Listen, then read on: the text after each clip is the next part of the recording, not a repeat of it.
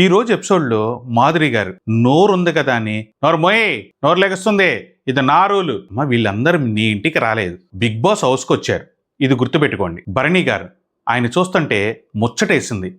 ఆయుష ఏదో బొచ్చులు కడుగుతూ ఉంటే నాకు మిమ్మల్ని చూసిన తర్వాత చాలా ఇంటెలిజెంట్గా మీరు బాగా ఆలోచిస్తారని తెలుసు. సేమ్ డైలాగ్ దివ్య కూడా చెప్పావు. ఎవరు కనపడితే వాళ్ళకి ఇదే డైలాగులు చెప్పు. కెప్టెన్సీ టాస్క్లో రమ్య భరణి గారిని ఓక బస్తా తీసి అవతలేసినట్టు వేసింది.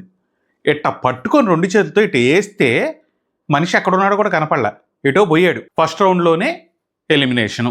ఇంకా నెక్స్ట్ తనూజ బాల్ను పట్టుకోమంటే ఇట్లా ఇట్లా ఇట్లా ఇట్లా అని చెప్పి ఏదో పొట్లాలు కడుతుంది. కానీ తనూజ దగ్గర ఒక టెక్నిక్ ఉంది. గేమ్ గెలవనప్పుడు మనం అరవాలి. ఈ అరుపులు మామూలుగా కాదనమాట. He pushed me, he pushed me, he pushed me, he pushed me, he pushed me.